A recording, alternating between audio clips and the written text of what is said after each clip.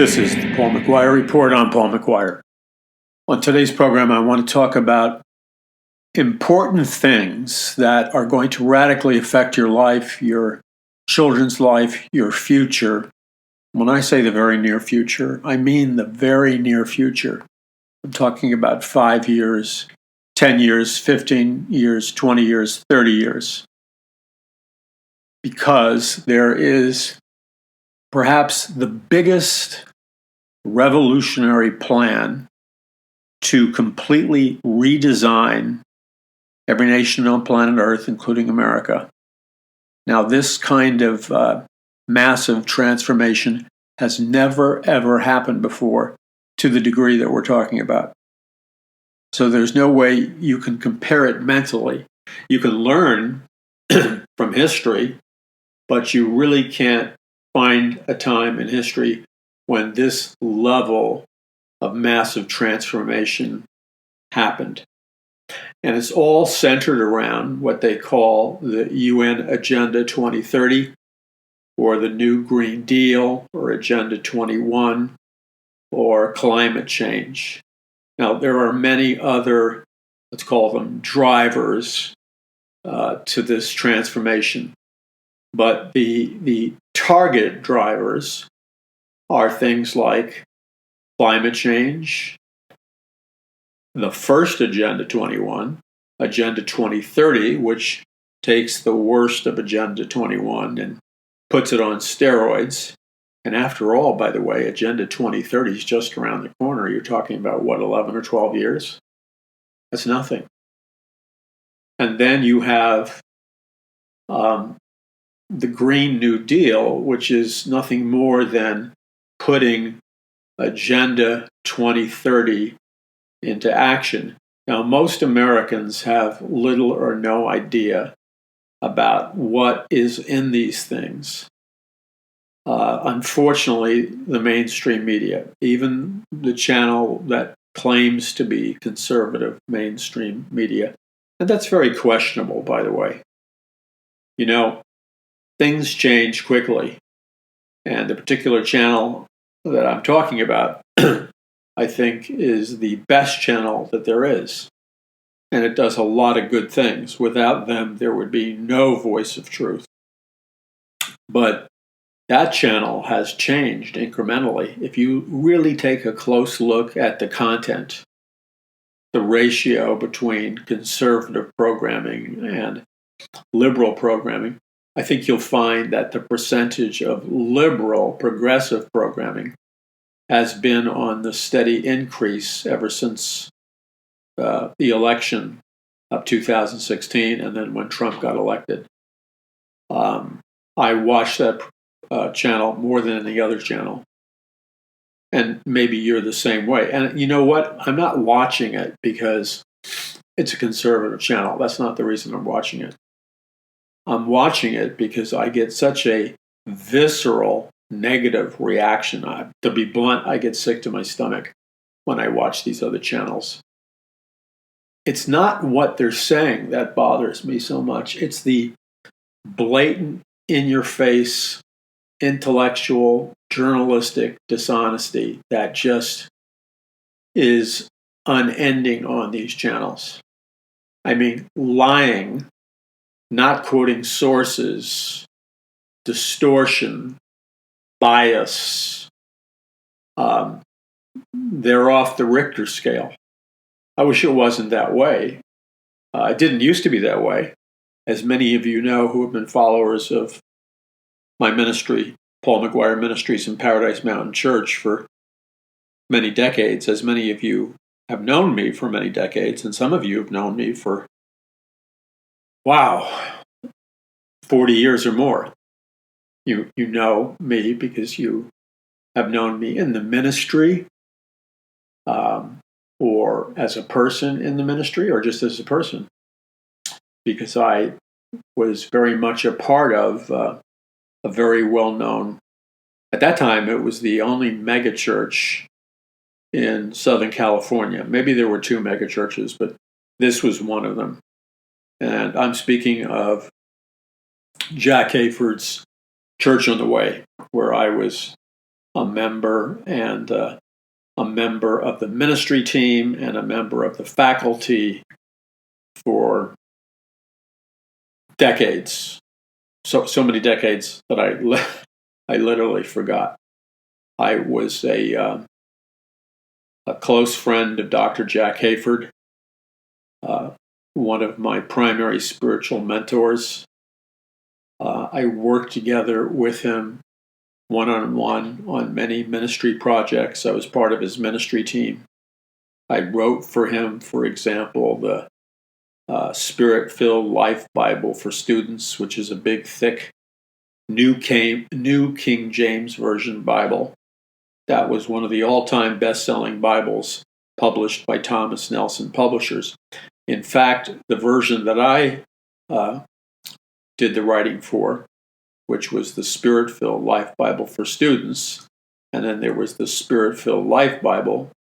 They were both about equally as thick, but I enjoyed writing the Spirit-Filled Life Bible for Students because it gave me a creative freedom, and I wrote all of the notes from Genesis to Revelation in the categories of what were called word wealth, which would give you an explanation of a biblical word and its Greek root and its Hebrew root and its Latin root, so you could understand the words. And I did all the words from Genesis to Revelation.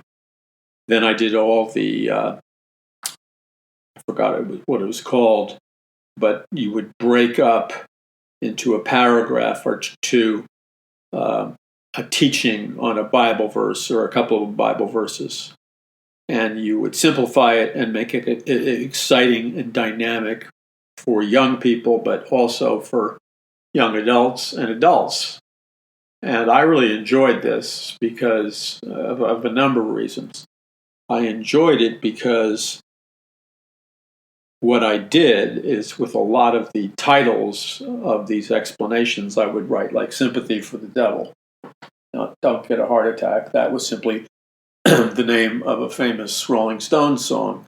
So I tried to make obviously I wasn't advocating Sympathy for the Devil, but I had this all over the book. It was very culturally, for the time, very culturally relevant, because I wanted to make the Word of God accessible to regular people, to non-religious people.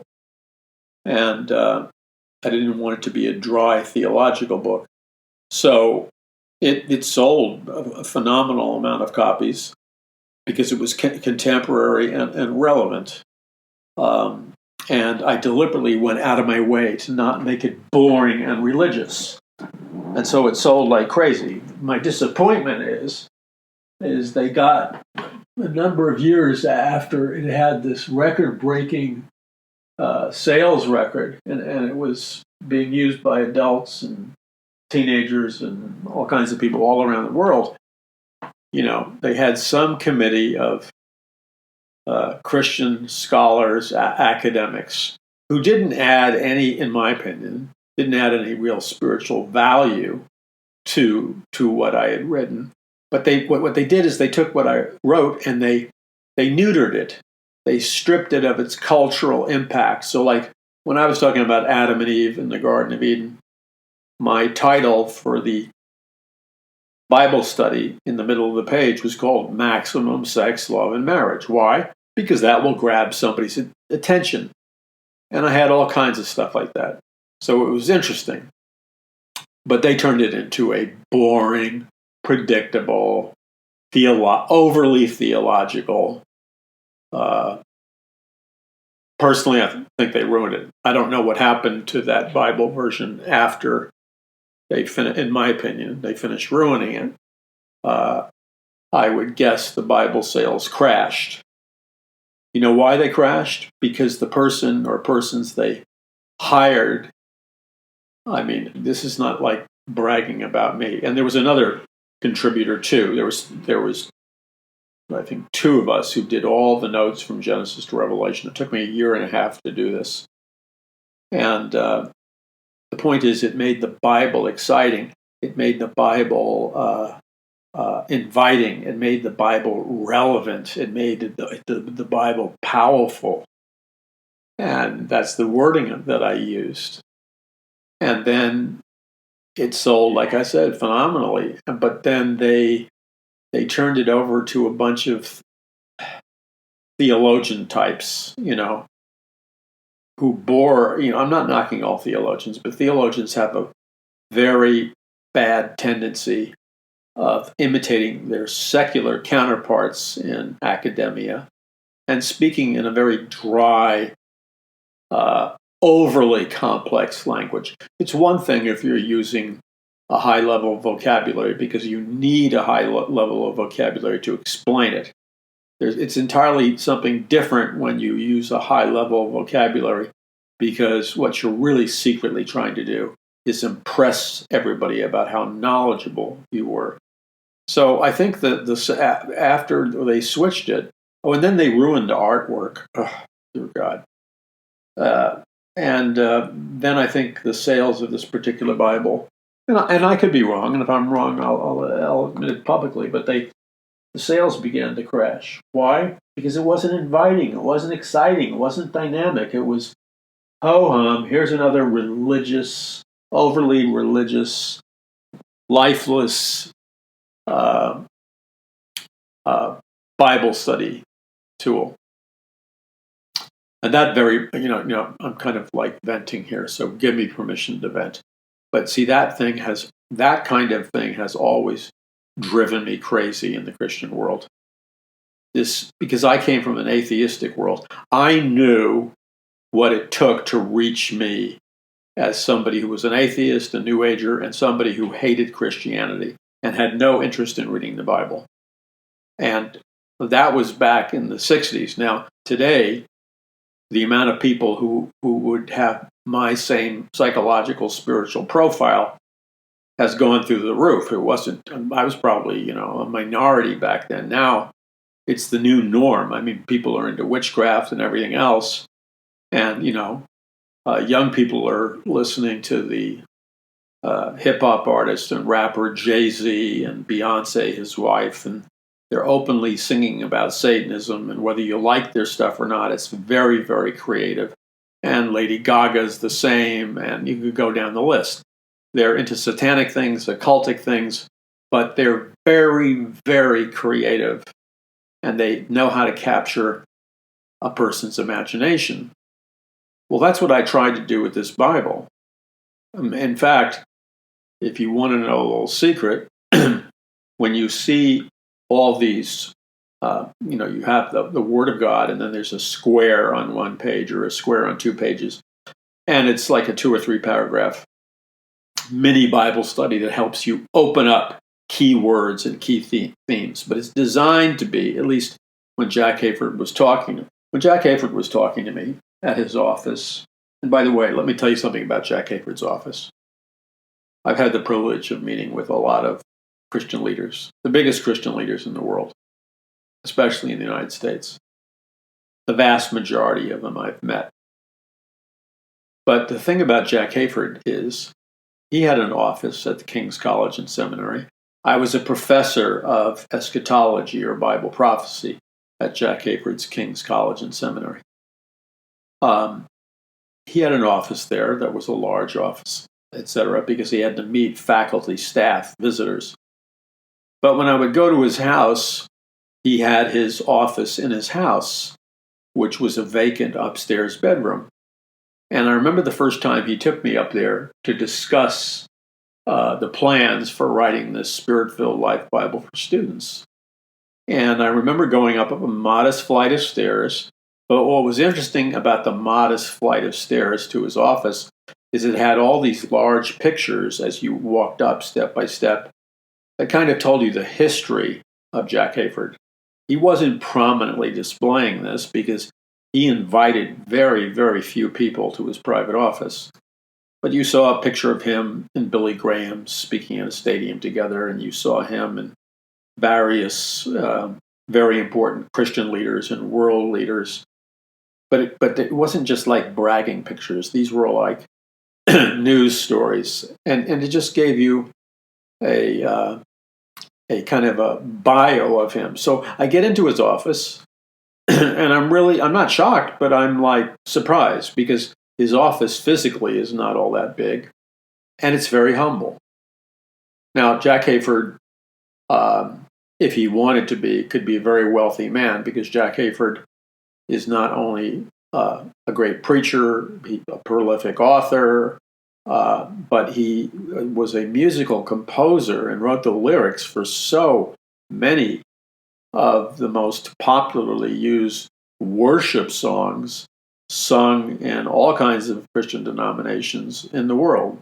Songs like Majesty, and I could rattle off 20 right now, and you know the names because you've sung them. Well, the royalties he got from these songs, these worship songs he composed.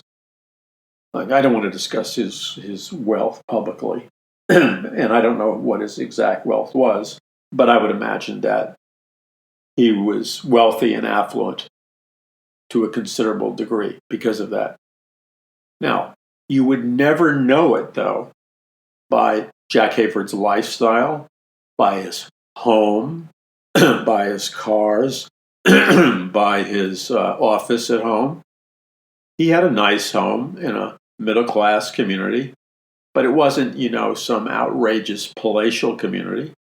And when I walked up the stairs to his office, his house was, 35 years old or whatever. Very nice house, very well-kept house in a very nice neighborhood. But I was struck by his office, the starkness of it. It was a working office. He had books and Bibles, and he had a tape recorder. And it wasn't, I laughed my head off. Jack Hayford's tape recorder was an old-fashioned cassette recorder. And this was just this was, I don't know, back enough far when 99.9% of the people had either computers or thumb drives, or nobody was using cassettes. The cassettes were obsolete completely. They were all using electronic data storage with very fancy sound mixers, very fancy microphones. And he had a huge staff of multimedia people. They could have set him up the most deluxe recording studio within his office if he wanted. He didn't want it. He had a piano in there. He composed his songs on a cassette recorder. You know why? Because Jack Hayford was not in love with money. Money was not his God.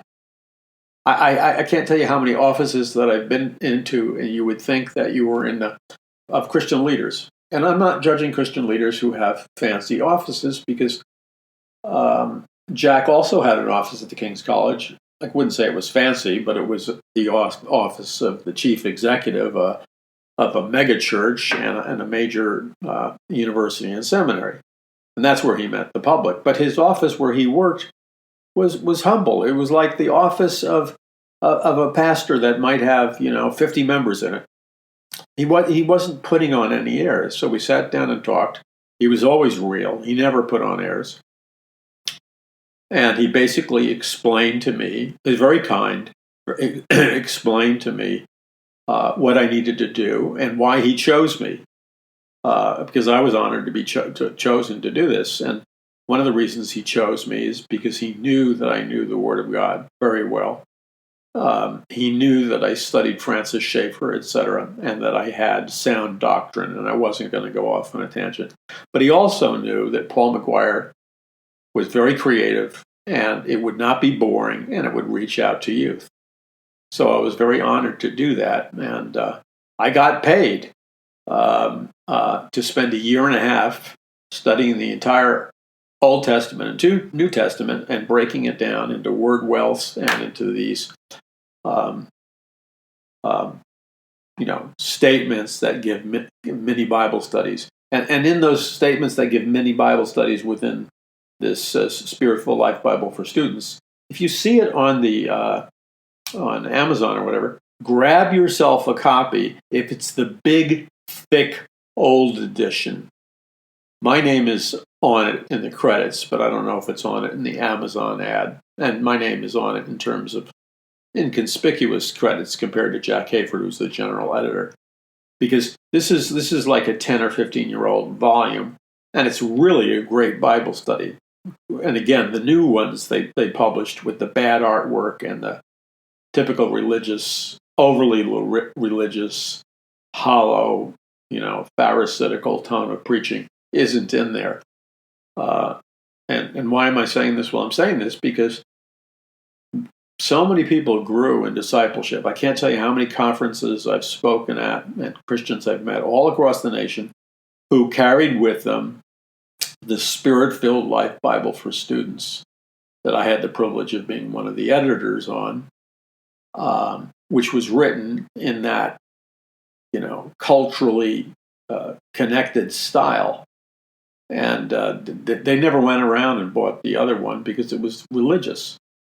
And you will find this, well, maybe you won't, but I find it amusing. Many of the titles I used were secretly titles from rock and roll songs and movies.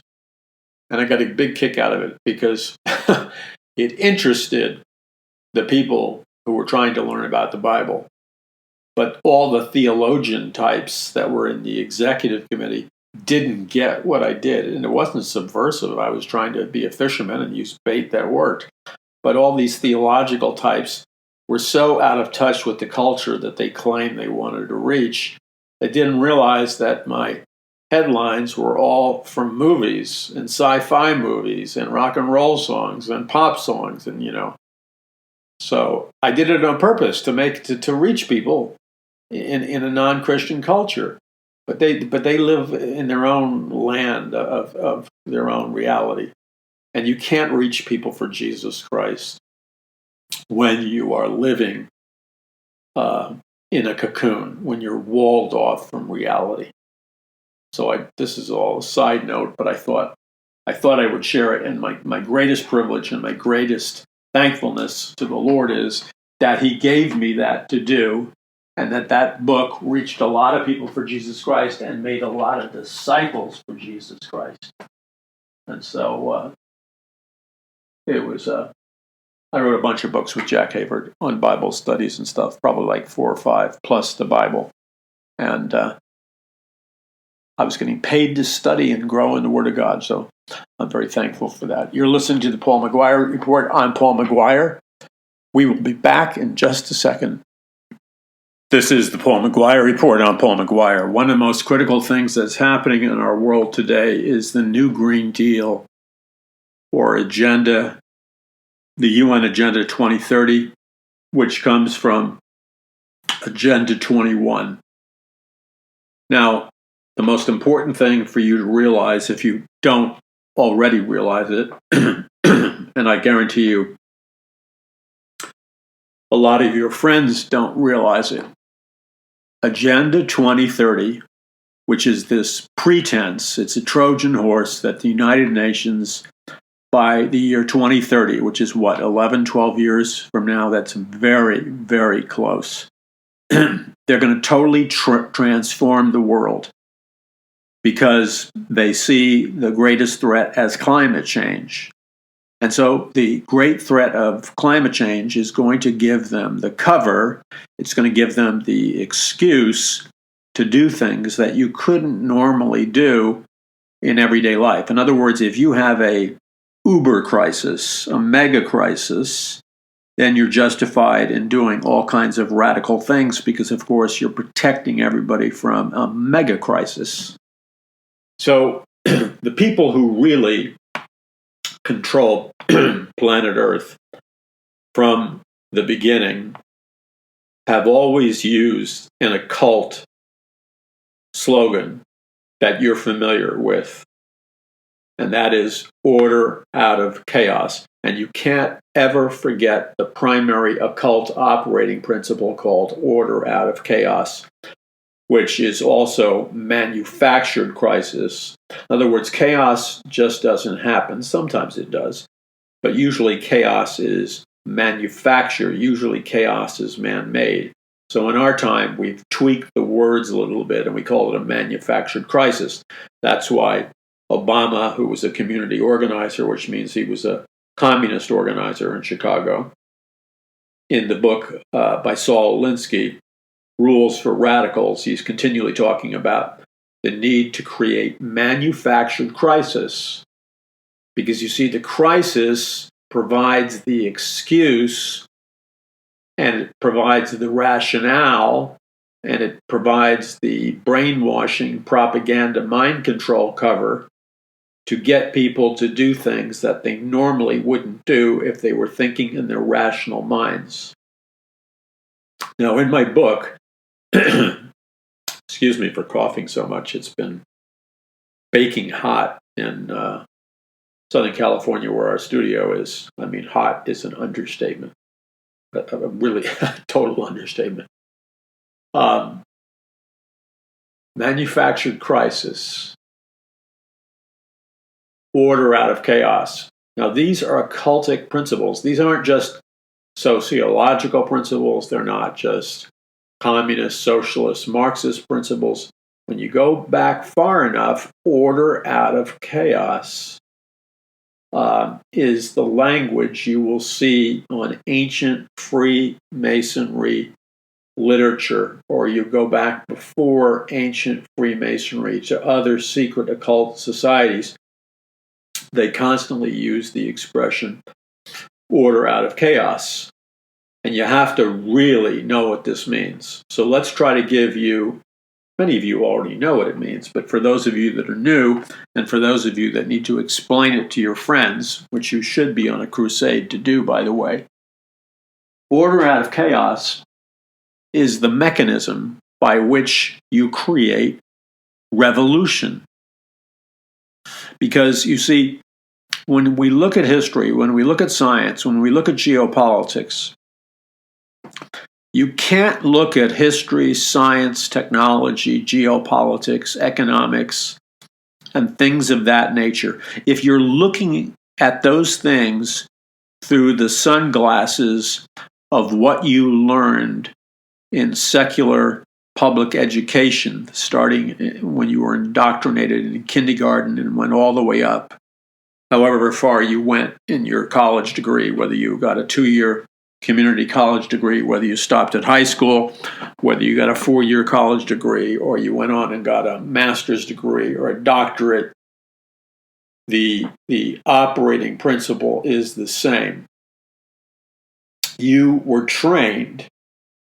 You did not receive an education. You know, I realize that a lot of what I say sounds very radical to some people. I'm fully cognizant of that. A lot of what I say sounds very radical to certain people, and it's very threatening to them. And I can understand why. And I do have compassion about it. But see, I can't allow my compassion. I maintain my compassion for these people. That's my motive. Loving my neighbor as myself, being an extension of God's love to others is my primary mission. But you see, I don't see any conflict with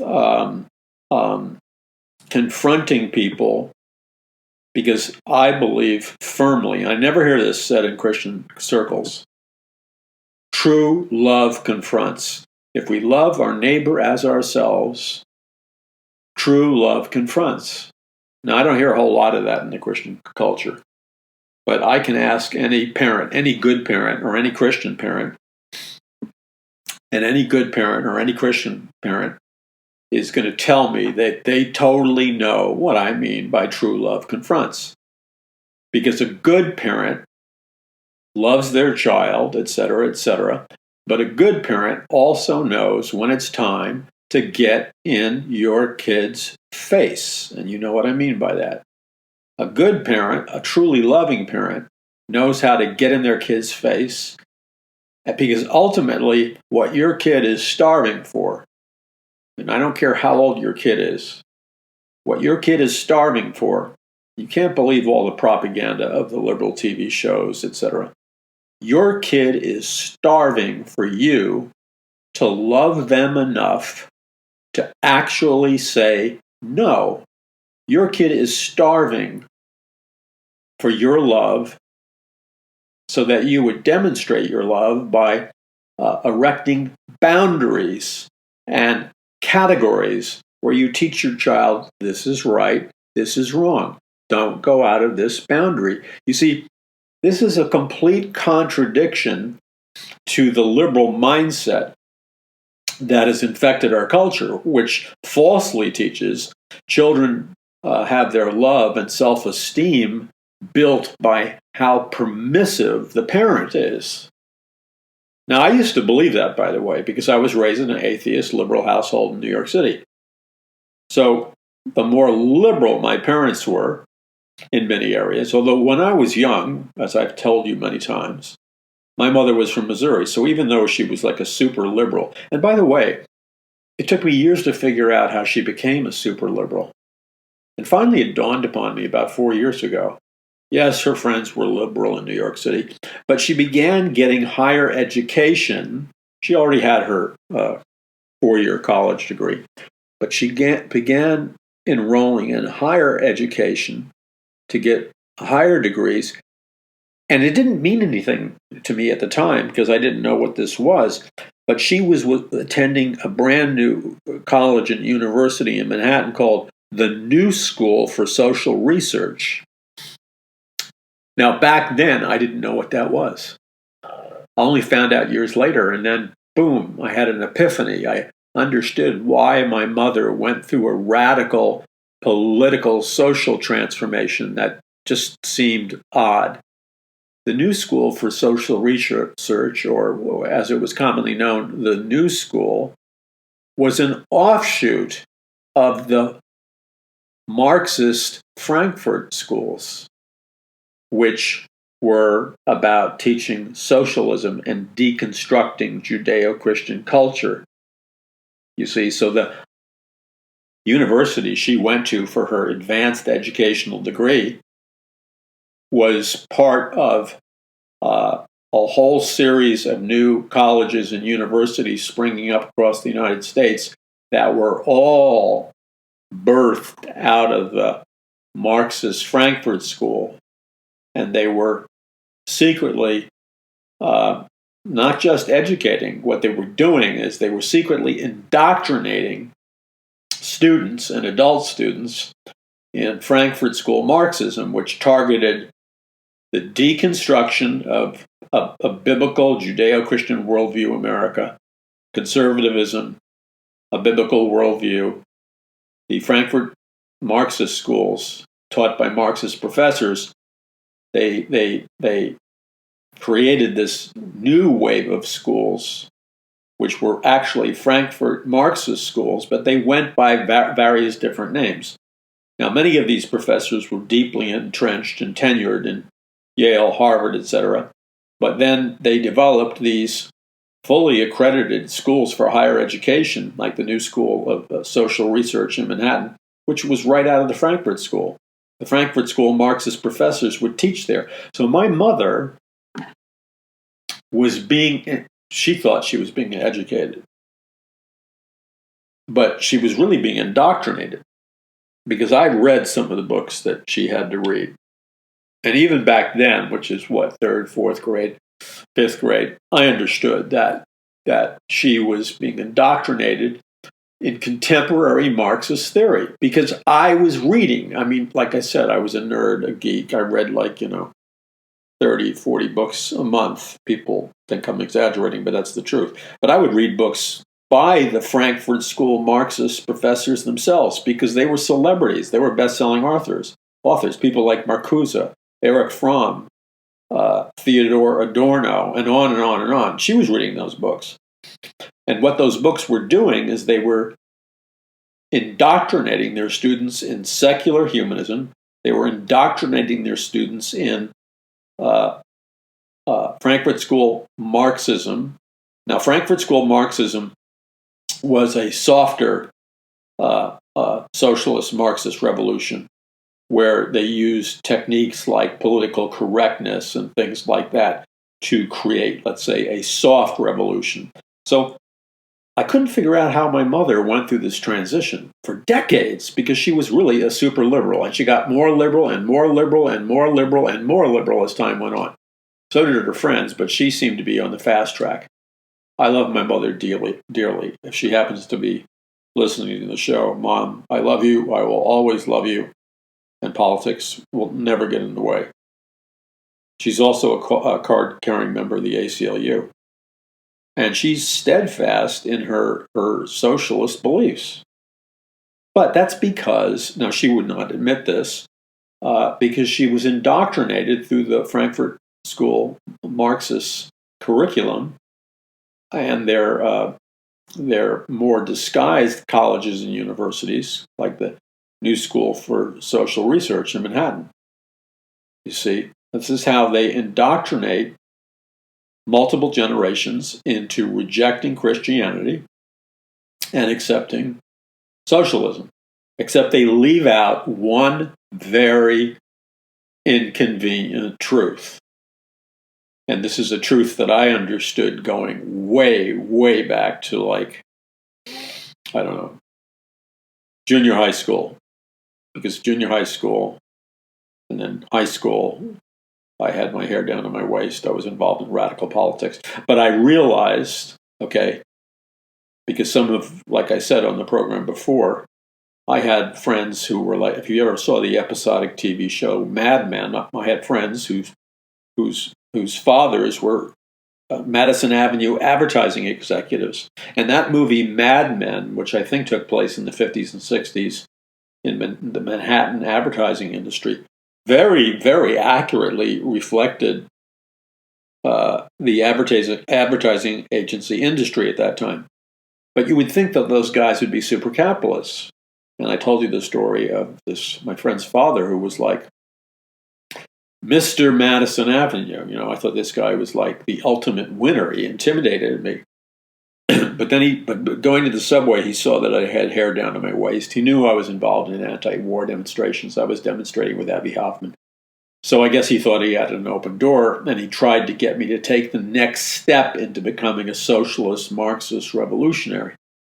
And like I told you before, I just couldn't do it. I was really polite to the guy. I said, but I always said to the Marxists, they thought I was a Marxist because I had long hair and I wanted to see a revolution. But the revolution I wanted to see was based on higher consciousness. Okay? It was not based on what to me was, somebody would have had to have poked your eyes out with an umbrella not to be able to see that nowhere on planet Earth ever, not now, not in the future, has there ever been a communist, socialist, Marxist government which has ever even remotely succeeded. And that's what I told the guy. I said, look, what you're saying sounds very romantic. It's very appealing, democratic socialism. And we're going to, workers of the world unite. We'll create paradise on earth. Why not? Why not create paradise on earth? But you're doing it based on socialism. And socialism has never been anything else but a stepping stone into communism and Marxism. And what I said to him was, I have never seen a video, black and white news footage, read a book, saw a photograph. I have never read an account, and I'm fairly well familiar with all these nations that had communist revolutions, I told him, because he knew I was a reader and I was a smart kid. And I said, look, no offense, but I don't see one single example of socialism, communism, or Marxism ever working, ever creating a workers' paradise. And in fact, in every single communist, socialist, Marxist nation, it becomes a hellhole. People lose all their freedoms. It becomes a police state. Millions of people are killed, shot, murdered, starved to death, sent to re-education camps. And they live in a totalitarian state where they're dirt poor, earning dirt poor slave labor wages. So why would I want to be a communist? And I don't know, there's a disconnect in these people's brains. There's a short circuit somewhere, but I'm not an electrician, so I can't tell you where the circuit breaker flipped in their neurological system because they're unable to perceive the obvious. Okay, so let's get into the Green New Deal. The Green New Deal, let's expose it. Let's not beat around the bush. Let's expose the Green New Deal for what it is. Now, I'm going to be cynical here. So if you could give me the space to be cynical, I have to be cynical on a regular basis.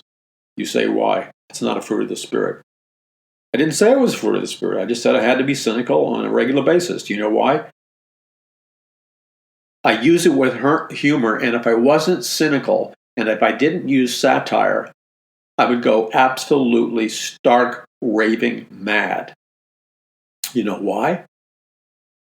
Because I'm endlessly perplexed at the, I don't mean to be unkind, but I'm endlessly perplexed at the stupidity and lack of willingness to think among people in America, around the world, and especially among Christians who should know better.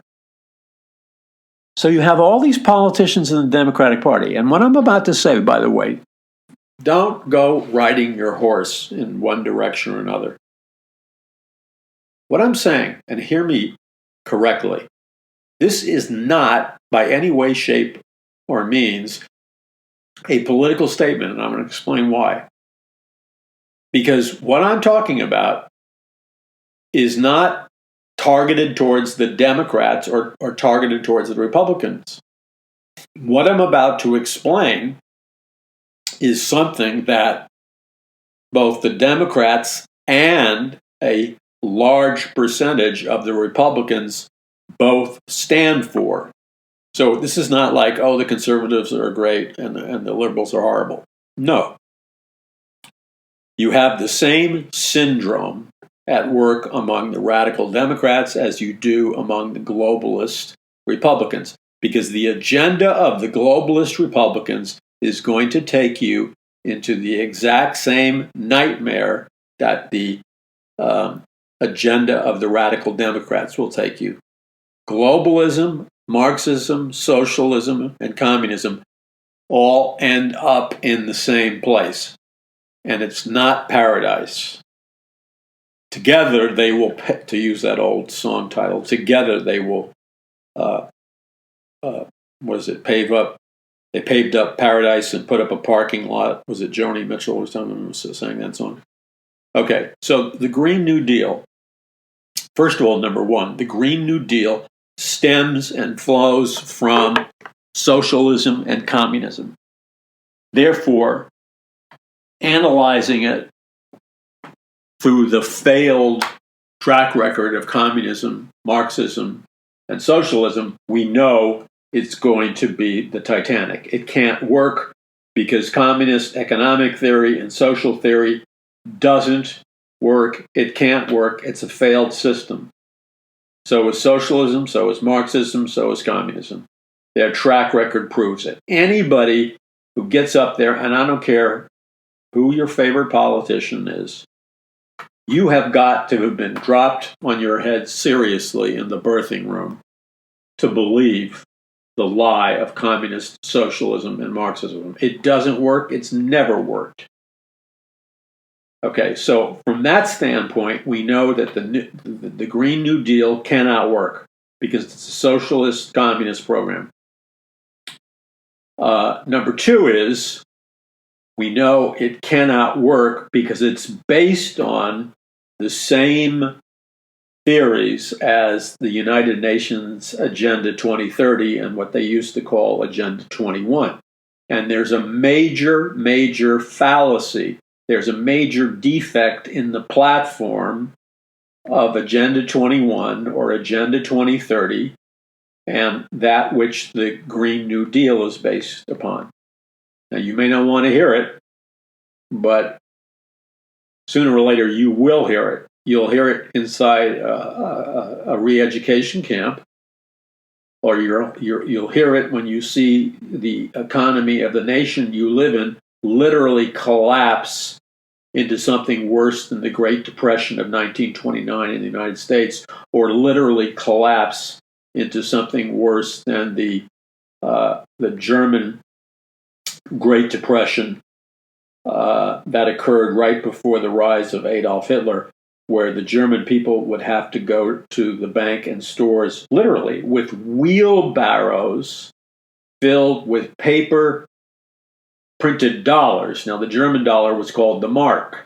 So if the Germans wanted a loaf of bread, he talks about this in the book of Revelation. If the Germans wanted a loaf of bread, they'd have to take a wheelbarrow filled with German marks or German dollars to buy a loaf of bread because inflation had destroyed their economic system. Okay. So, what is the Green New Deal? We don't have to go, into a micro analysis of it, but you need to know some things about the Green New Deal. First of all, let's go back to Agenda 21, because Agenda 21 was the pilot program from the United Nations that created the first Agenda 2030 and kind of did a trial run on the Green New Deal. And it was failed. It was a nightmare. Okay, and anybody who tells you it wasn't a nightmare has had a brain transplant. The problem is, in the brain transplant, they didn't get a human brain. They got the brain of an anteater. Can you imagine going in some transhumanist future and the laboratory and play this mental game with me, will you? Okay, we all know Canada is a socialist nation. We all know the socialist universal health care in Canada stinks to high heaven. Anybody who doesn't know that is on the United States side of the border.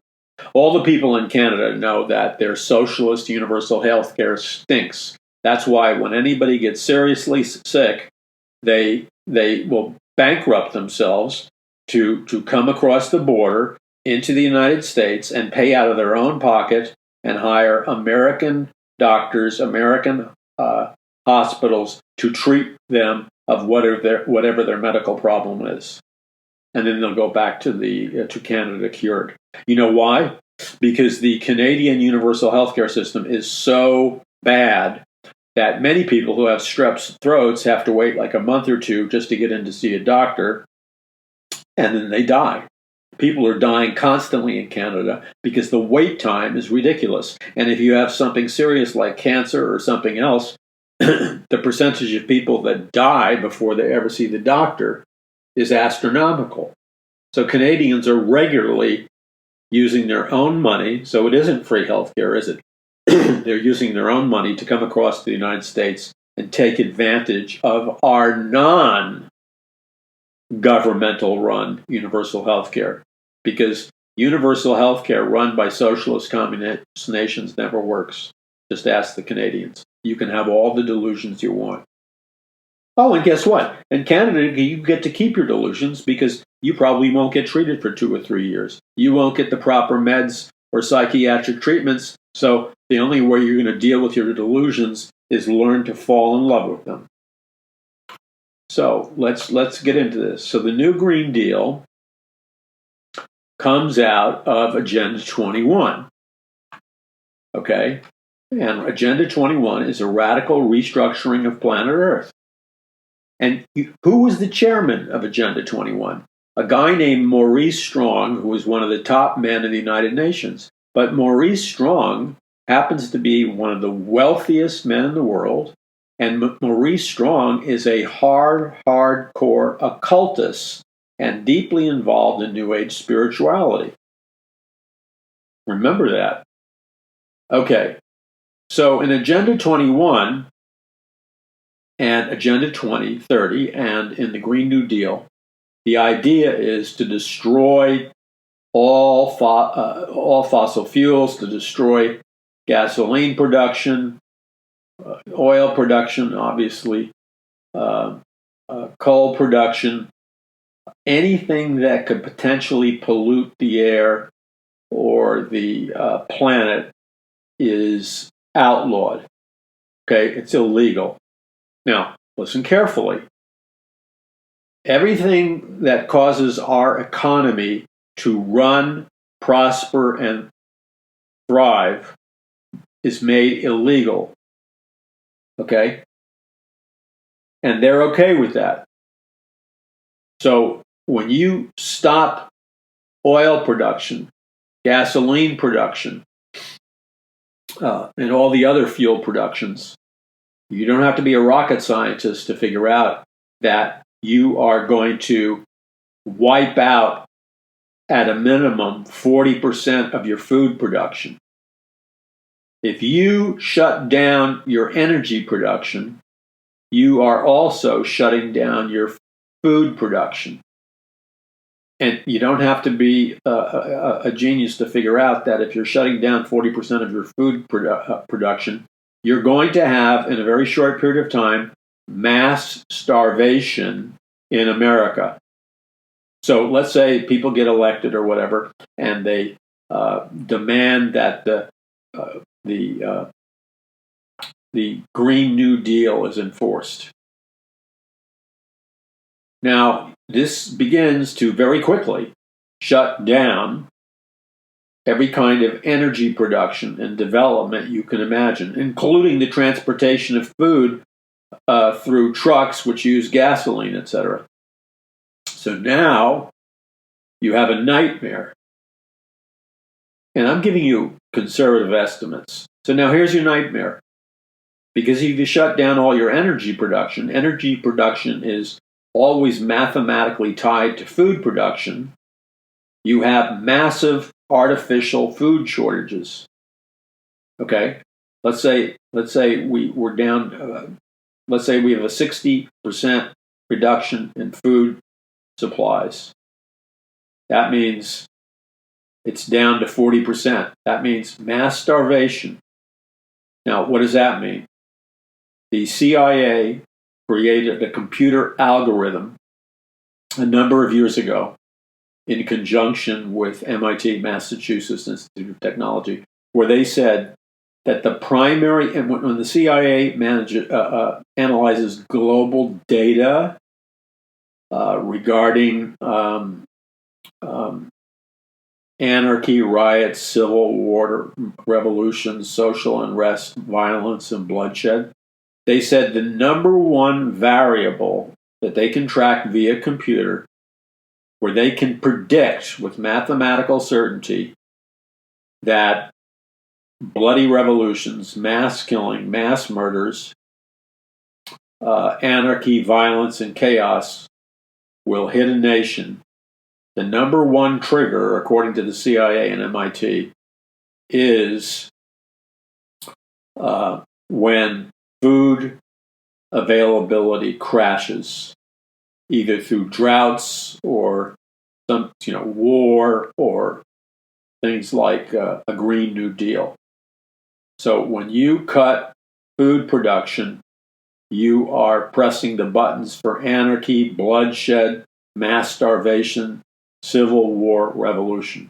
Do you think these politicians think about it? No, they don't think about it because they don't even know it exists. So let's by the way, in my book, which you need to get and you need to buy it and distribute it to other people. In my book, The Greatest Battle for the Hearts and Minds of Mankind in the History of the World, I go through all of this. And if you order the book now, you will get a financial discount on the book. And you can order it by going to paulmcguire.us. If you order it now, you get your copy mailed to you before it's available to the general public. You get a financial discount on the book, and you get an autographed copy of the book. I go into this Green New Deal, Agenda 2030, Agenda 21, and the kinds of things I'm mentioning, and I'm going to be mentioning at this second. Okay, first thing you have to know is that this Green New Deal comes right out of Agenda 2030. It does not work. It's a failed socialist communist program. And the real reason behind it, I'm not going to name the politician, but you probably saw her in the news. And the man that was running her campaign, I guess this female politician and the man that was running her campaign, got in a fight. So he decided to blow the whistle and tell the truth about this big-time politician who was promoting the Green New Deal like crazy. And he accused her of this. He said she knows that the Green New Deal has nothing to do with what they're telling you it has to do with. He said the entire purpose of the Green New Deal is to use it as a pretense or a Trojan horse to take over the entire U.S. economy. Now, you need to write that down and underline it. Why would anybody want to do that? Because that's Communist Revolution 101. That's Marxist Revolution 101. That's Socialist Revolution 101. They have to take over the entire economy. So they do it through lies and deceit. So the Green New Deal, they know it's going to create chaos. They want chaos because chaos will bring in a socialist revolution.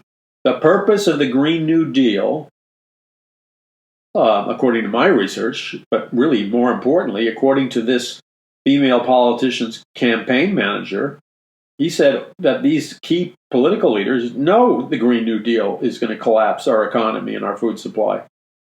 But it's their way where they'll be able to take over our entire economy. And in order for there to be a socialist, communist, or Marxist revolution, if you read Karl Marx's Communist Manifesto, is the state has to take over all the means of production. It's one of the major tenets of communism that the state takes over all the means of production. So when the Green New Deal people take over all the manufacturing of food, all the energy supplies, what they've done is they've activated the Communist Manifesto, which says that they take over the means of production. The more that the means of production is controlled by the government, the more powerful a socialist, Marxist, communist state you have. So he let the cat out of the bag.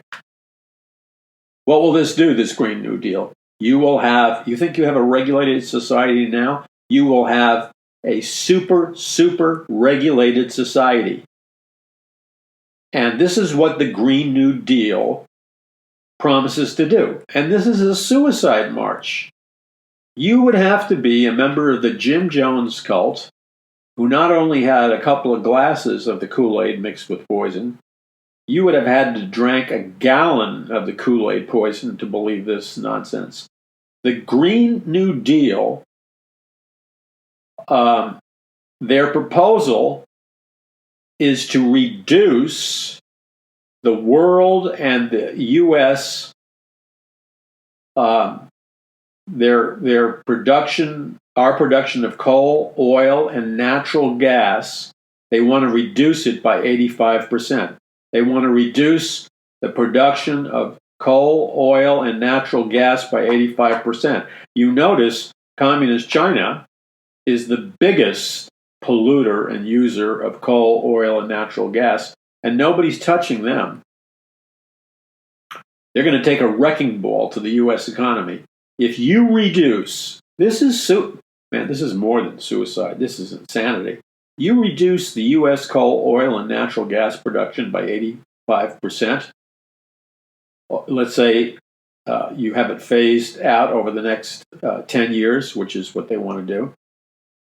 I want you to listen to me very, very carefully. And then I want you to go to paulmcguire.us and order a copy of the book, The Greatest Battle for the Hearts and Minds of Mankind in the History of the World, now while you can get a financial discount. It'll be rushed to you before it's out to the general public. You need to get the book because I explain all this. Now listen to me carefully because this is from the book.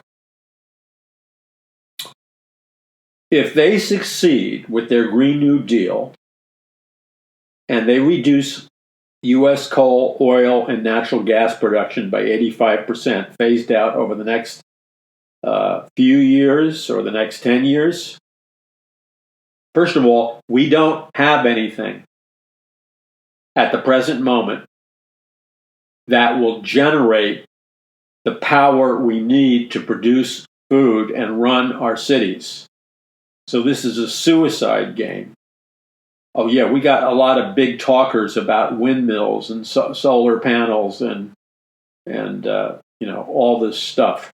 They're not operational, and if they are operational, that they're at a minimal level. They couldn't produce enough power to even generate enough power for a segment of our society.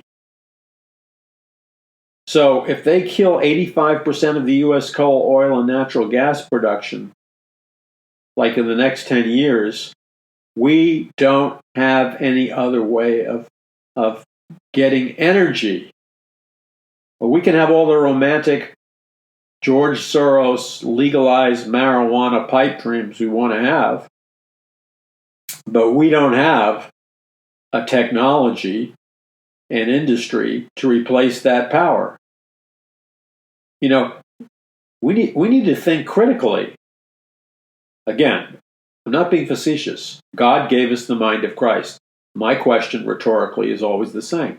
If God gave us the mind of Christ, which he did, the following question should be, is the mind of Christ stupid? Why do I ask that question? Because I meet a massive percentage of what I would call stupid Christians. I'm not trying to be unkind. It's factual. They're supporting the Green New Deal. They're supporting an 85% cut on U.S. coal, oil, and natural gas production. Okay, but they obviously don't have the mind of Christ operational, because the mind of Christ is not stupid. And this is stupid. This is so stupid that it's suicidal. But you got Christians who act like they're in a daze. This is exactly what will happen if we reduce coal, oil, and natural gas production over the next 10 years. We will reduce it by 85%. We don't have anything to replace it with right now. You can have your romantic pipe. Why do you think George Soros is so interested and has spent so much money legalizing marijuana in states across the United States, like California and Colorado and other states? Is it because George Soros is a nice guy and he wants to give you freedom to get high? That's why George Soros is doing that? Once again, the mind of Christ is not stupid. No, he wants you high. You say, well, why would George Soros want you high? If you can't figure out that answer to that question, then you probably already are high. George Soros wants as many people high in the United States of America and the European Union as he possibly can for this reason. People who are high on marijuana and other drugs cannot think intelligently, clearly, and rationally, and they don't have the ability to critically think. That's why George Soros wants people high. He's not a good guy. That's not why he's legalizing marijuana. He wants everybody stoned. Why? Because stoned people can't see the obvious. Stoned people can't lead. Stoned people don't know how to analyze the facts. He wants you high because he's all about initiating a hardcore socialist revolution in the United States of America, in which the Green New Deal will be passed. And he knows the only way he can accomplish that goal, he's not going to win at that goal if America is sober-minded, like the Bible said, be sober-minded, or your adversary, the devil, goes about like a roaring lion seeking whom he may devour.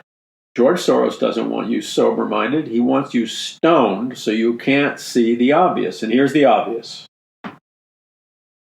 If we have an 85% reduction in the production of energy, half of the population in the United States and planet Earth will die off in a relatively short period of time. Did you hear what I said?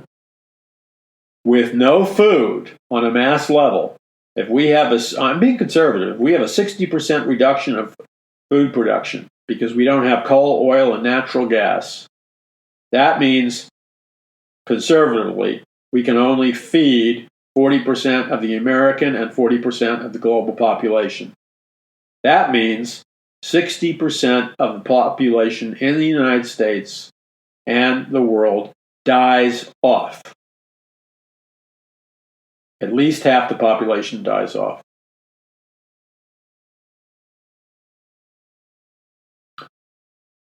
Now, my question to Christians who are upset when your confrontational about this is, what are you about? You say you love your neighbors yourself. You babble on endlessly about how God is love, and it's okay with you. And you think, on what basis do you think it's okay to be stupid and do nothing and allow half the population to die off in the U.S. and planet Earth?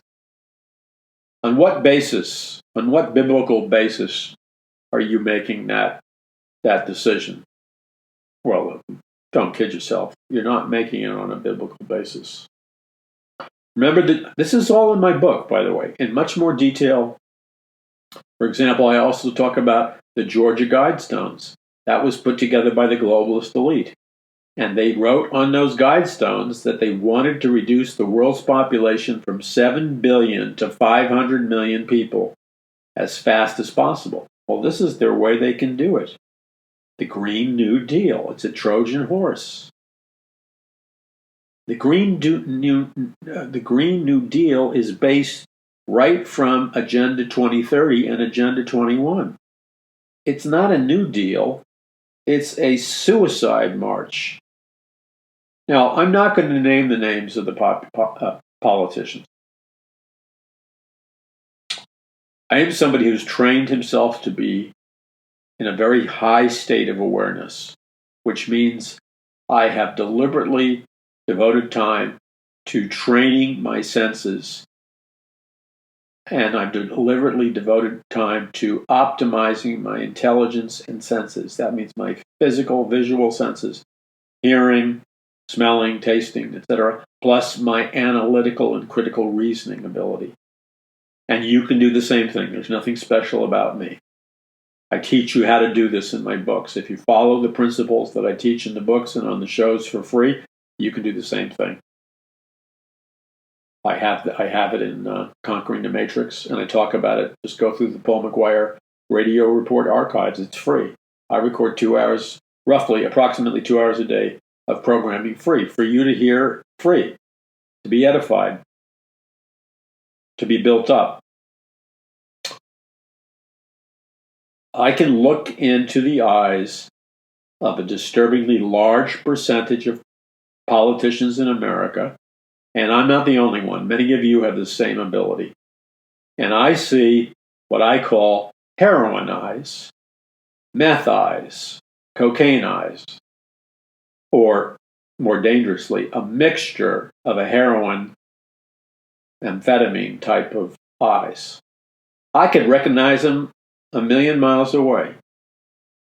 Not only because I've trained myself to, but because I grew up in Jackson Heights, Queens, during the hippie days.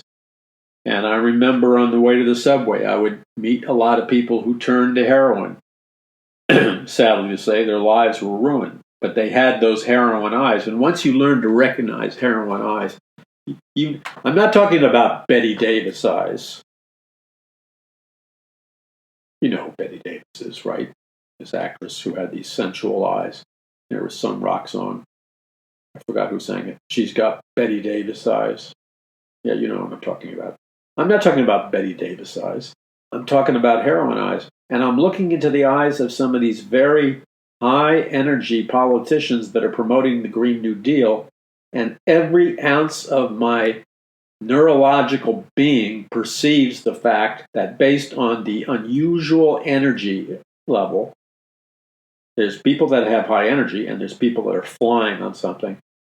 The dilated pupils, the very enlarged pupils, and a distinct glassiness to the eyes which bulge out slightly. Those are heroin eyes. Maybe cut with some kind of upper. I can look at people and tell you a great deal about what cocktail of drugs, legal and illegal, they're on. I can see MK Ultra eyes. I keep my mouth shut, but I see it all the time. So, could that be the reason why this high energy politician is driving us off the cliff with this suicide Green New Deal? Because she's, to be blunt, whacked out on heroin and some kind of amphetamine. You think I'm kidding? You think I'm being facetious? No, I'm not kidding. I'm not being facetious. You think I've overstepped my bounds? I'll take the risk. But I'll bet you anything that that person can't pass a drug test. Look at the eyes. The eyes are the window to the soul. Okay? Enough said on that. Those of you that get it, and some of you will catch up. Okay, so this one particular politician, her campaign manager said that the only reason she was promoting the Green New Deal is because all the socialists in a particular political party want to take over the means of production. They want to use it as a pretense to take over our industry, our manufacturing, or our business. That is taking over the means of production is an exact quote from Karl Marx in the Communist Manifesto. Then there's all these scientists who come out publicly and said that climate change is a fake, and that these scientists believe that the real agenda behind climate change is to centralize political power and create a powerful global, and may I add, socialist, communist, Marxist, centralized government in the form of the United States. That's what's coming. And what do you think's coming with that? When you talk to your Christian friends, do they have any clue about what's coming? No. Do their pastors have any clue about what's coming? No. Do the Bible teachers have a clue about what's coming? No. Do you think that's acceptable to God? Do you think that level of lack of education, lack of awareness, lack of being an effective watchman, do you think that's acceptable with God? No. No, it's not. It's not. You could justify it all you want, but it's not. So, what comes after that? These people are very rich. This is the globalist elite. These are the international banking. I go into detail about who these people are and their genetics and their background in my brand new book, The Greatest Battle for the Hearts and Minds of Mankind in the History of the World. Look, this book is being offered at a significant financial discount to you right now. If you order it now, you get the financial discount. As soon as it's printed, you will get your copy rushed to you before the general public, and you get an autographed copy. It's the most important book I've written in my life. Okay?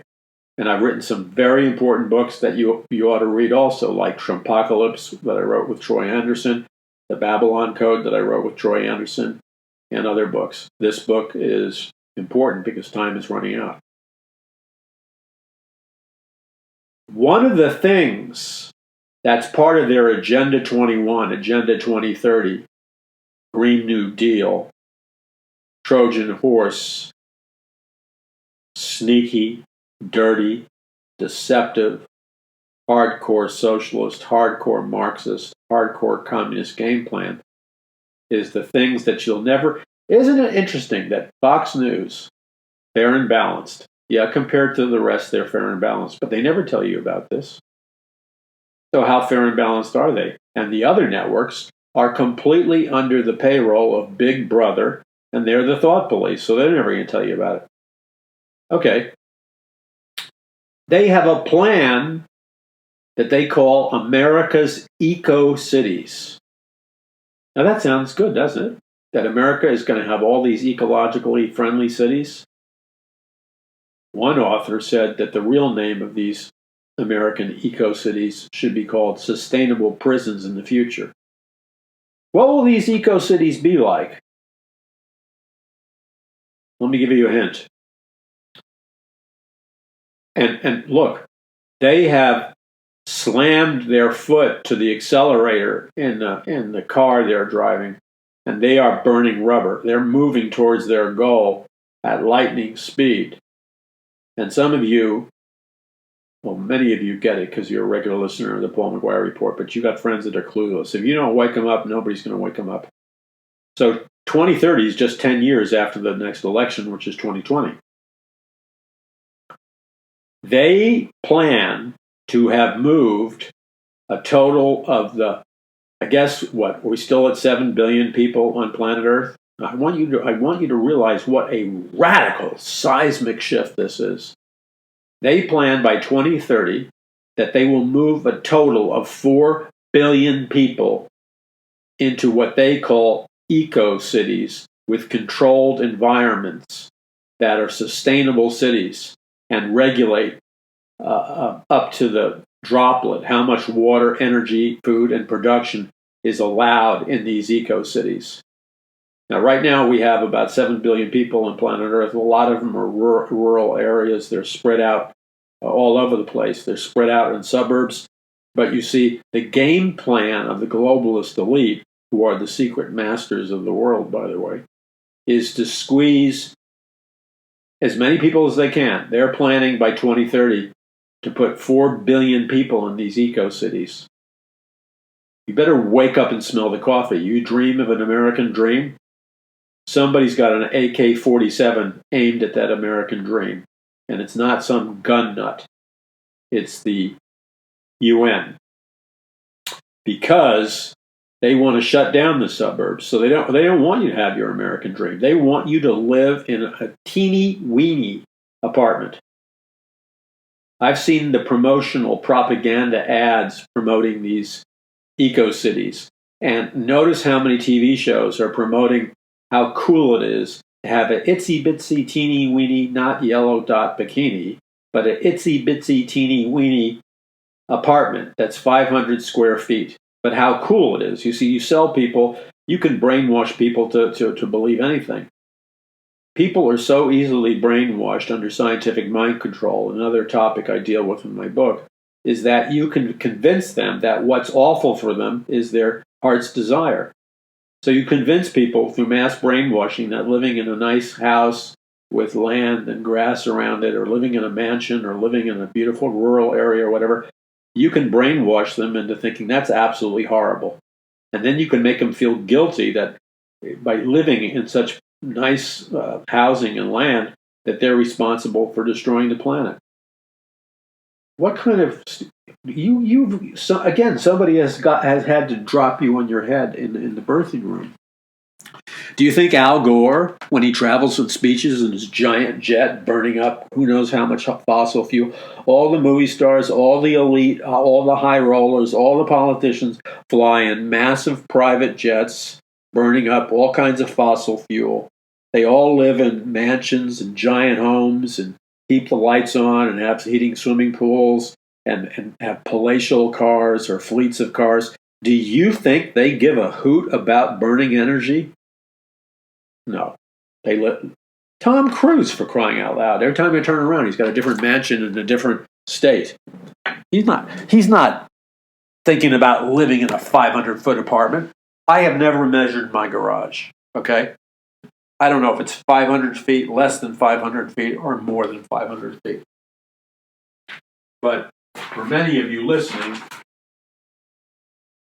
you're going to be living in a 500-foot garage called your eco-friendly apartment in the eco-friendly city. And what they forgot to tell you about is that eco-city is going to be filled with violent crime, migrants that are angry.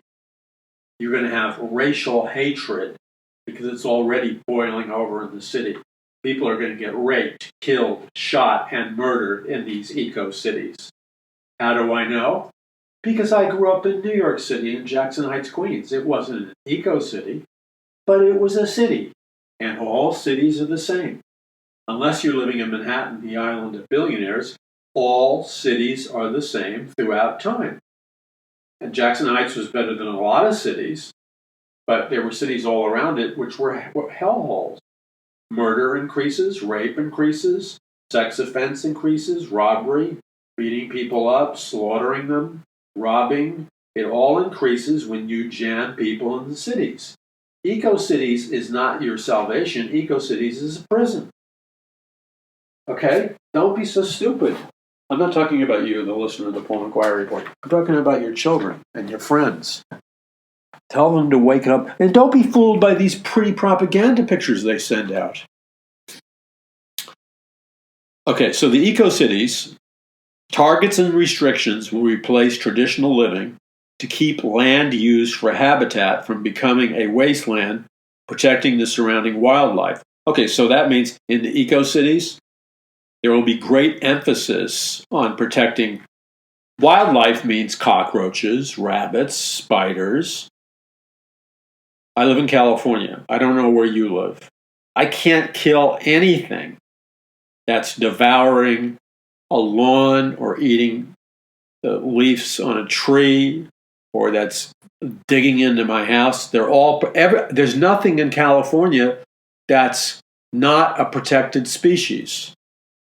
Every insect, every snake, every rattler, every what do you call it? These wild, what are they? They look like dogs, and they're tougher and meaner, and they look like a different species, and they're wild, and they usually have rabies, and they're fearless, and they'll eat babies and whatever. I've just had a mental blank. They're all over the place. You're not allowed to kill them because they're protected. So they're already starting to build these eco-cities. They have one eco-city. It's sustainable.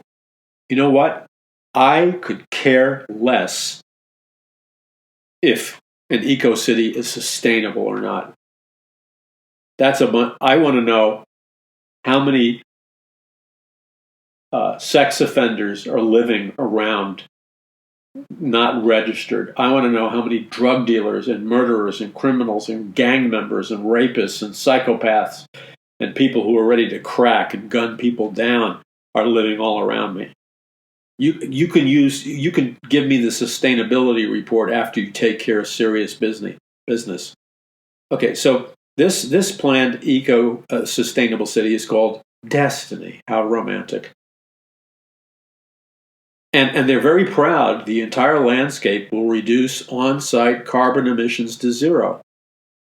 Now, you see, you talk to a lot of people, your kids that go to colleges and stuff, and they're being brainwashed. So in their brainwashed state, it sounds really, really good that that the entire landscape will reduce on-site carbon emissions to zero. That sounds good, doesn't it? It sounds good if half your brain doesn't work. If you're able to access at least one brain hemisphere, you have two, and you're able to use your critical thinking skills, the more important question to ask, rather than will my 500 feet eco-city apartment successfully reduce on-site carbon emissions to zero, is not only what kind of criminals and psychopaths are living around you, but what about the chemtrails? No mention of chemtrails. Chemtrails are over where I live, probably wherever you live. I see them every morning, every night. I know what's in those chemtrails. Those chemtrails have toxins. Those chemtrails that they deny exist. In my book, Conquering the Matrix, which you should get also, I have a speech that CIA Director Brennan made where he admitted for the first time publicly that they were doing ongoing weather modification and geoengineering. So that was the first time they admitted that they were using chemtrails to change the weather. But that hasn't caught up to everybody's cognitive ability yet. Now, in these chemtrails that they're spraying all over us, we're all breathing it. It's going into our fruits and vegetables. Like I said the other day, even if you grow organic, the water is flooded with chemtrails. The air is flooded with chemtrails. And chemtrails have all kinds of toxins and poisons and dangerous chemicals in them that are killing our immune systems and killing all kinds of things. Okay? That's a lot more important than this frivolous reduce on-site carbon emissions to zero. Because chemtrails, for example, you can see them, and don't allow your friends to lie and say, oh, those are normal jet emissions. They're only normal jet emissions if you never got off your posterior and looked at photographs which show you what normal jet emissions look like versus what chemtrail emissions look like. They're two different things. The chemtrails have, for example, aluminum in them. Aluminum is aluminum is a super killer of the immune system. Aluminum is a major factor in triggering dementia and Alzheimer's disease. They also have in the chemtrails tranquilizing drugs. Okay? Tranquilizing drugs. A spectrum of tranquilizing drugs, aluminum, stuff that creates Morgellons disease, and serious toxins. So you can get Alzheimer's, you can get dementia, you get numbed out and dumb because you got lithium, which is a tranquilizing drug in it. Okay? Why are they bombarding your breathing air and your water for your fruits and vegetables, et cetera, with toxic, mind-altering, mind-dumbing, Alzheimer's-producing, dementia-producing chemicals? That's what I want to know. But that's not even mentioned because they hide it. Why are they hiding it? Because people who lie, people who are into the business of deceiving people, lie about the truth. So one of the biggest games in the world that you all know, it's a word they used when I was a kid. It was called the old switcheroo. That's like a 1950s, 1960s term. So they have your eye on the false threat of on-site carbon emissions to zero, and they keep your eyes totally off the truth that they're dumping endless gallons of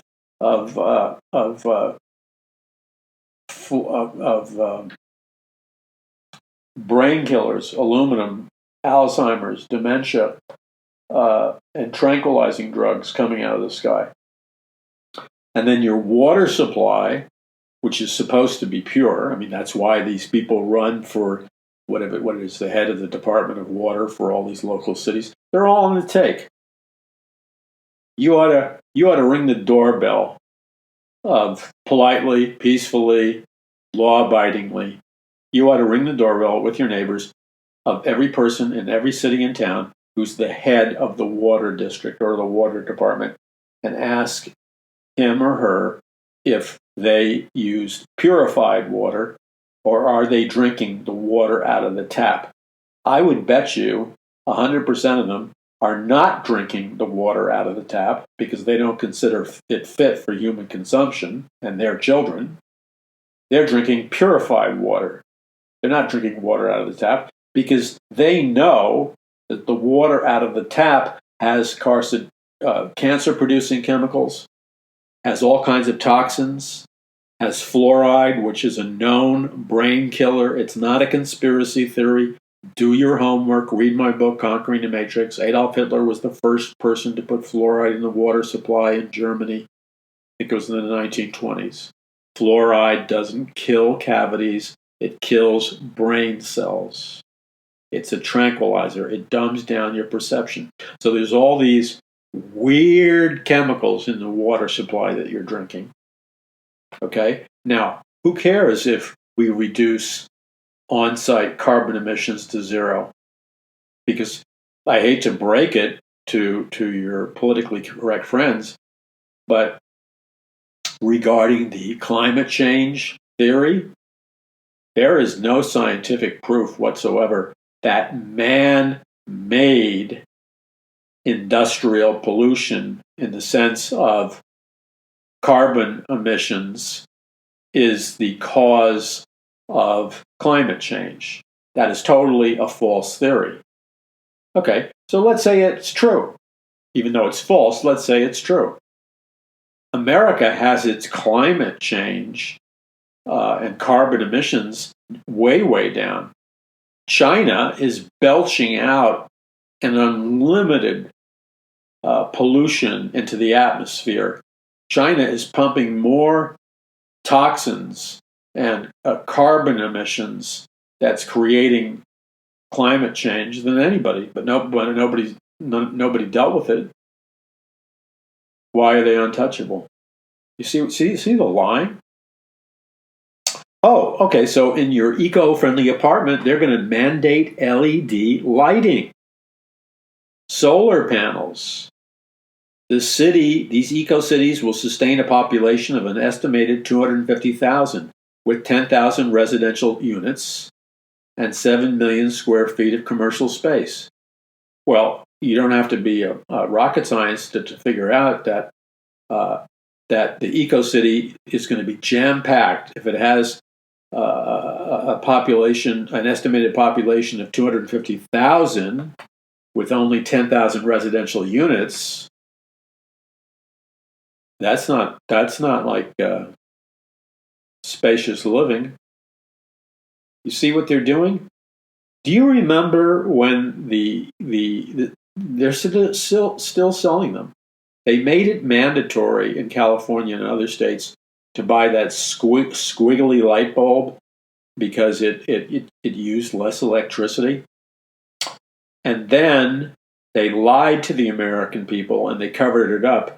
When that squiggly light bulb happens to explode, or if you drop that squiggly light bulb on the floor, or that squiggly light bulb shatters, just like regular light bulbs shatter all the time, that eco-friendly squiggly light bulb, yeah, it gives you reduced power consumption. But it contains mercury gas. Mercury gas is one of the most dangerous immune system killing, brain killing chemicals known to man. Mercury is one of the most deadliest poisons known to man. And so that squiggly light bulb is filled with mercury. And when it shatters and explodes, the vapor of pure toxic mercury goes into your little children's brain and bloodstream, or your brain and bloodstream. And only time will tell what horrible damage was done by one of the most toxic chemicals ever known to man, mercury. But that's been approved by the collective. The use of gray water. They're so creative with their language. The use of gray water to irrigate what? The use of gray water to irrigate. So irrigate. I got to supply water for growing of food and vegetables and grass and stuff. What's gray water? Well, look, you don't have to be a rocket scientist to figure out gray water is some form of polluted water. That is not a good thing. A biomass plant. This is disgusting. I can't even read it. Okay, so these little eco-friendly apartments. I see a picture of this girl living in an eco-friendly apartment. It's 500 feet. She's all smiling. You know why she's smiling? Because she drinks plenty of tap water and her brain is fried from fluoride. She breathes the chemtrails, so she's on the tranquilizer. And she's probably on meds. That's why she's smiling. Because nobody in their right mind, she has plenty of stuff. I'm looking at her picture. Nobody in their right mind would live in a 500 square foot apartment and be thrilled about it. But she's brainwashed. She's been told she's helping the planet. So she's got the same silly grin on her. And she's just happy as a kite because guess what? She has a 500 square foot apartment. And that's cool, isn't it? No, it's not cool, you idiot. Do you think that the elite, the globalist elite, live in 500 square foot apartments? Oh, the other thing is, they're doing this already in LA. See, I'm doing this research for the new book, The Greatest Battle for the Hearts and Minds of Mankind in the History of the World. And I get a report from a friend that they're developing a whole series of brand new apartment buildings in LA. A massive number of apartment buildings, okay, that will be part of these eco-cities. And guess what? These massive number of apartment buildings do not have any parking spaces or garage spaces for cars. Now, if you know anything about LA, you don't have room to park on the street. There's nowhere you can park because there's signs everywhere saying you can't park, and there's parking meters that'll charge you an arm and a leg if you park there. So by making no available parking places on the street and by deliberately designing the eco-friendly apartments to not have garages for their cars, they're forcing all the people that move into these eco-friendly apartments to only drive bicycles. Bicycles to the grocery store, bicycles to and from work, bicycles everywhere. And you go, oh, that's great, that's saving the planet. No, it's not saving the planet, you idiot. They're brainwashing you to accept the lifestyle of a communist Chinese peasant. I'm going to say it one more time for those of you that are having difficulty with this. When you look at pictures of that workers' communist paradise, communist China, you notice that almost nobody can afford an automobile. And they all live in 500 square foot apartments. That's what communism delivers. So the communist Chinese drive bicycles everywhere. They can't afford cars. And they live in 500 square foot apartments. Now, I hope the non-squiggly light bulb turns on in your brain and you go, aha, that's what they're doing here. Except they're using brainwashing and telling you how you're saving the planet. They are giving you, on purpose, they are through the Green New Deal, that some of your friends are stupid enough to actually think it's a deal. Through the Green New Deal and these eco-cities and these regulations and brainwashing, they are making you very happy that you live in a 500 square foot apartment and that you can't have an automobile because there's no place to park it and you'll have to ride your bicycle to and from work. Oh, happy day, the American dream is yours. That's not the American dream. That's Karl Marx's communist dream. You got brainwashed into thinking that the horrible standard of living that they have in communist nations, which means they're crammed into 500 square feet apartment, they can't afford cars and they have to ride bicycles, okay? You've now been brainwashed in this new America into thinking that the horrible standard of living that the people in communist China hate, 500 square foot apartments, bicycles, no cars, is going to be your destiny in America, in the eco-cities and the eco-apartments. You're going to get a 500 square foot apartment, a bicycle just like the communist Chinese peasant, and no car. And that's where you're going in the future unless you wake up. Now, I have a lot more to share. Time is out for now. I need your help in spreading this message. Yeah, it's a tough message. I do use words that are deliberately disturbing to wake up the sleepy. It's not cruelty on my part. It's not cynicism on my part. It's love on my part. Because we're dealing with people who are asleep. We have to wake them up before it's too late. And most of all, they need Jesus Christ. And if you think for one moment you're going to have a home Bible study in an eco-friendly city, you better take a deep breath. Do you think that they're going to make it legal for you to have a Bible-believing Christian church or a Bible-believing Christian Bible study in an eco-friendly city with 500 square foot apartments? Do you really think that they've even zoned in the eco-friendly cities? That they've zoned places for evangelical born-again churches? No, they haven't zoned it. It's a Christless hellhole. We need to wake our brothers and sisters up. I need your help in doing that. I need your intercessory prayer warfare. I need you to pray for me, my family, and this ministry. I need you to send out the links of the program. And I need you to seek the Lord and contribute based on whatever the Lord tells you to do. So no matter how much God tells you to give, simply obey Him in your contributions and donations. Or if God tells you to give a small amount on a regular basis, obey Him. The point is, nobody can do this alone, but we can do this together. This is not about fighting for a selfish, lavish lifestyle. This is about preserving the American dream so that we can continue to worship the Lord and evangelize the lost. But we're going to have to engage in spiritual warfare. So I thank you for your financial support. I thank you for your prayers. I thank you for spreading the message.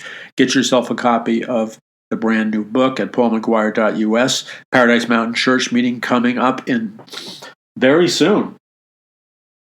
It's next week. Join me. Go to paulmcguire.us. God bless you. I'm Paul McGuire.